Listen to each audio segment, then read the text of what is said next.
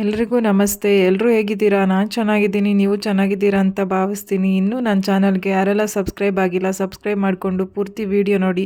ಹಾಗೆ ವಿಡಿಯೋ ಇಷ್ಟ ಆದಲ್ಲಿ ಒಂದು ಲೈಕು ಶೇರು ಕಮೆಂಟು ಮಾಡಿ. ಬನ್ನಿ ಮೈಸೂರು ಬೋಂಡ ಹೇಗೆ ಮಾಡೋದು ಅಂತ ನೋಡೋಣ. ಒಂದು ಸಲ ನೀವು ಟ್ರೈ ಮಾಡಿ ಹೇಳ್ತೀರಾ ಜಾನು ತುಂಬ ಸಖತ್ತಾಗಿತ್ತು ಅಂತ. ತುಂಬ ಸಿಂಪಲ್ ರೆಸಿಪಿ ಇದು. ಬನ್ನಿ ಮೈಸೂರು ಬೋಂಡ ಹೇಗೆ ಮಾಡೋದು, ಇದಕ್ಕೆ ಏನೇನು ಸಾಮಗ್ರಿ ಬೇಕು ಅಂತ ನೋಡ್ಕೊಂಡು ಬರೋಣ.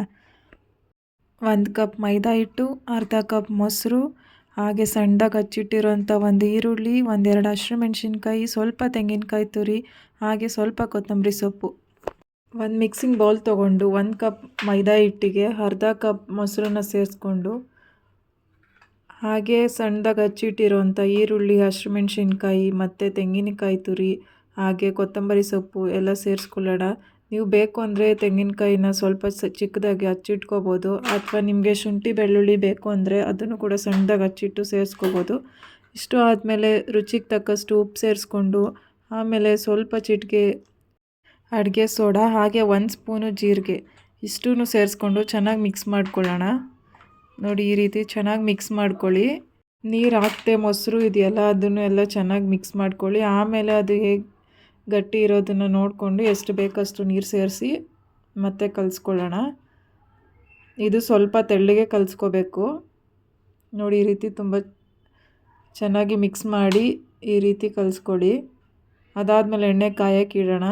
ಕಾದಿರೋಂಥ ಎಣ್ಣೆಗೆ ನೋಡಿ ಈ ರೀತಿ ಸ್ಪೂನ್ ಸಹಾಯದಿಂದ ಬೇಕಾದರೂ ಹಾಕೋಬೋದು, ಇಲ್ಲಾಂದರೆ ನೀವು ಕೈಯಲ್ಲೇ ಹಾಕೋಬೋದು. ನೋಡಿ ಈ ರೀತಿ ಒಂದೊಂದೇ ಹಾಕ್ಕೊಂಡು ಅದು ಹಾಕಿದ ತಕ್ಷಣ ನೋಡಿ ಎಷ್ಟು ದಪ್ಪ ಆಗ್ತಿದೆ. ನಾವು ಸ್ವಲ್ಪ ಹಿಟ್ಟು ಹಾಕ್ಕೊಳ್ಳಿದ್ರೂ ಅದು ಅರಳ್ಕೊಳ್ಳುತ್ತೆ. ಸೊ ನೋಡಿ ಹಾಕ್ಕೊಳ್ಳಿ.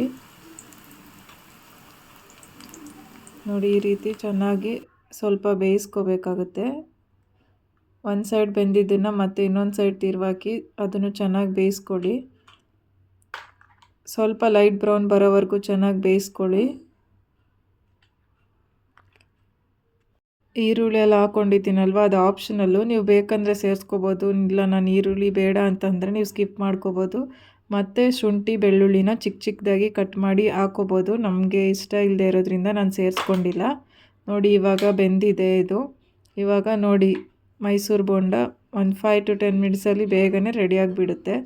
ನೀವು ಇದನ್ನು ಬ್ರೇಕ್ಫಾಸ್ಟ್ಗಾದರೂ ತಿನ್ಬೋದು, ಚಟ್ನಿ ಜೊತೆ ಕೂಡ ಚೆನ್ನಾಗಿರುತ್ತೆ, ಅಥವಾ ಈವ್ನಿಂಗ್ ಸ್ನ್ಯಾಕ್ಸ್ಗೆ ಟೀ ಜೊತೆ ತಿಂತೀವಿ ಅಂದರೆ ಆವಾಗೂ ಚೆನ್ನಾಗಿರುತ್ತೆ. ನೋಡಿ ಮೇಲೆ ತುಂಬ ಕ್ರಿಸ್ಪಿಯಾಗಿ ಒಳಗಡೆ ಎಷ್ಟು ಚೆನ್ನಾಗಿ ಬೆಂದಿದೆ ಸಾಫ್ಟಾಗಿ. ನೀವು ಒಂದು ಸಲ ಟ್ರೈ ಮಾಡಿ ನೋಡಿ ಹೇಗೆ ಬಂತು ಅಂತ ಕಮೆಂಟಲ್ಲಿ ತಿಳಿಸೋದನ್ನು ಮರಿಬೇಡಿ. ಹಾಗೆ ಇನ್ನೂ ನನ್ನ ಚಾನಲ್ಗೆ ಯಾರೆಲ್ಲ ಸಬ್ಸ್ಕ್ರೈಬ್ ಮಾಡ್ಕೊಂಡಿಲ್ಲ ಸಬ್ಸ್ಕ್ರೈಬ್ ಮಾಡ್ಕೊಳ್ಳಿ. ಪೂರ್ತಿ ವಿಡಿಯೋ ನೋಡಿ. ಇಷ್ಟ ಆದರೆ ಲೈಕು ಕಮೆಂಟು ಶೇರ್ ಮಾಡಿ. ಮತ್ತೊಂದು ವಿಡಿಯೋದಲ್ಲಿ ಸಿಗೋಣ. ಎಲ್ರಿಗೂ ಧನ್ಯವಾದಗಳು.